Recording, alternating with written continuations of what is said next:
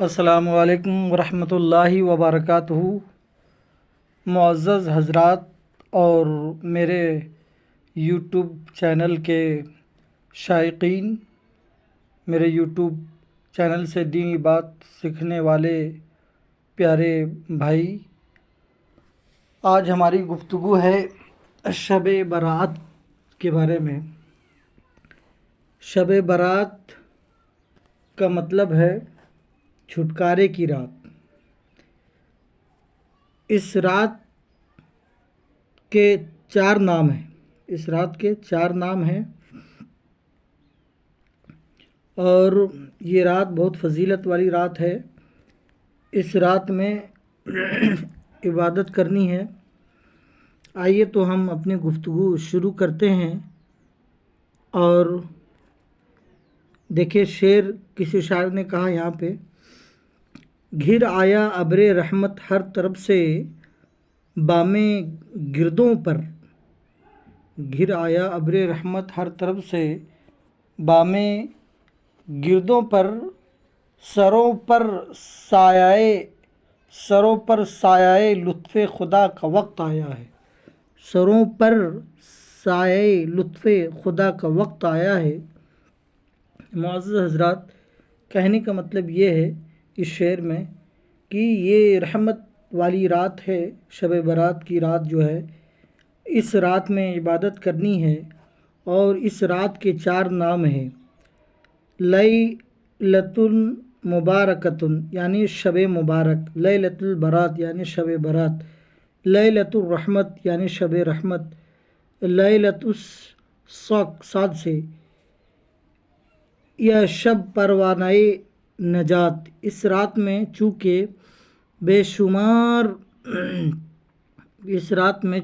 شمار برکتوں رحمتوں کا نزول ہوتا ہے، اس لیے اس کو شب مبارک اور شب رحمت کے نام سے موسوم کیا گیا ہے۔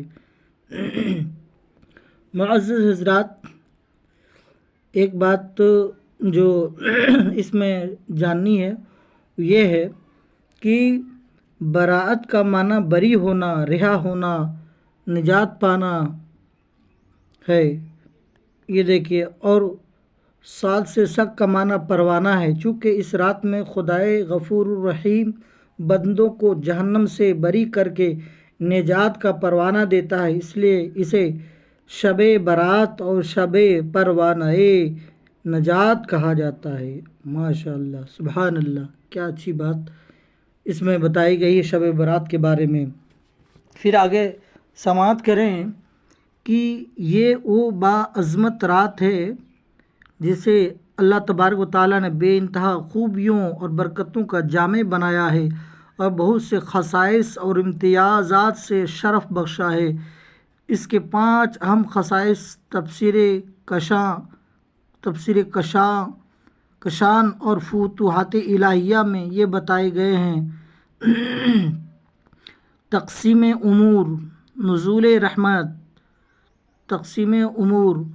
نزول رحمت، فیضان بخشش، قبول شفاعت، فضیلت عبادت، کس قدر یہ اہم ہیں اور ان کے باعث شب برات کا فضل و شرف کتنا عظیم ہے، اس کا اندازہ ذیل کی تشریح سے ہوگا۔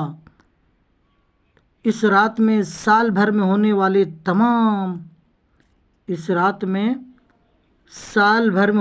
تمام امور کائنات، عروج و زوال، ادبار و اقبال، فتح و شکست، فراخی و تنگی، موت و حیات اور کارخانہ قدرت کے دوسرے شعبہ جات کی فہرست مرتب کی جاتی ہے اور انتظام کار فرشتوں کو الگ الگ ان کے کاموں کی ڈیوٹی تقسیم کر دی جاتی ہے۔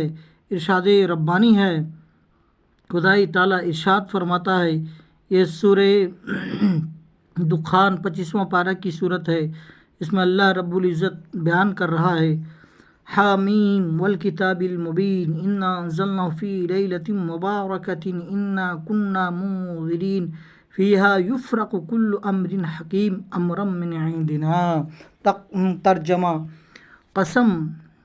ترجمہ قسم اس روشن کتاب یعنی قرآن پاک کی، بے شک ہم نے اسے برکت والی رات میں اتارا، بے شک ہم اپنے عذاب کا ڈر سنانے والے ہیں، اس میں ہر حکمت والا کام ہمارے پاس کے حکم خاص سے بانٹ دیا جاتا ہے۔ معزز حضرات، بہت پیاری رات ہے شب برات کی رات، اور بھی راتیں شب قدر اور شب معراج، یہ سب بھی راتیں بہت مبارک ہے۔ لیکن آج جو ابھی گفتگو چل رہی ہے اور قرآن اور حدیث سے جو بیان کیا جا رہا ہے وہ شب برات کے بارے میں ہے۔ آپ پھر آگے حدیث سماعت فرمائیں۔ حضور صلی اللہ تعالی علیہ وسلم کے پاس ایک صحابی رسول جو ہے جلوہ فرما تھے، انہوں نے ایک حدیث بیان کی ہے۔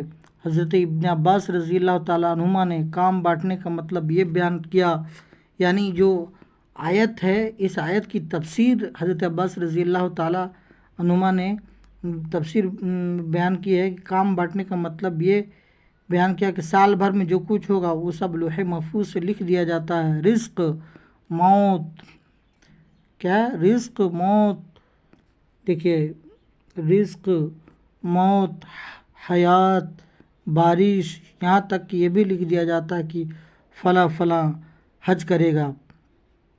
یہ آیت مبارکہ کی تفسیر ہے۔ اور ساتھ ہی ساتھ معزز حضرات، جو بات ابھی ایک ہم نے اور سب کو سیکھنی ہے اور معلوم کرنی ہے، وہ بہت پیاری بات ہے جو ہم سبھی کو کام دینے والی ہے۔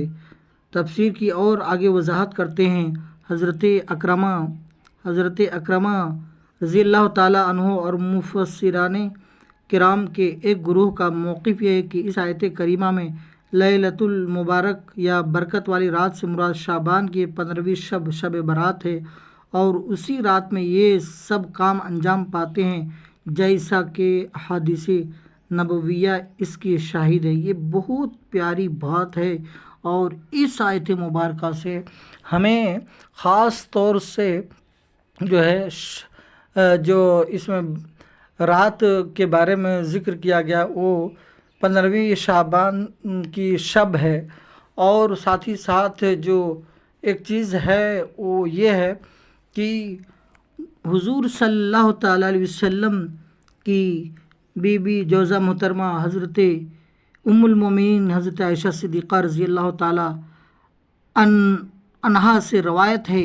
کہ حضور سید عالم صلی اللہ علیہ وسلم حضور سید عالم صلی اللہ تعالی علیہ وسلم نہیں حضور سید عالم صلی اللہ علیہ وسلم سے ارشاد ہے کہ فرمایا، کیا تم جانتی ہو، روایت ہے کہ حضور سید عالم صلی اللہ علیہ وسلم نے فرمایا، کیا تم جانتی ہو کہ شعبان کی 15ویں رات میں کیا ہوتا ہے، یعنی کیسے ہم بابرکت اور نادر امور انجام پاتے ہیں۔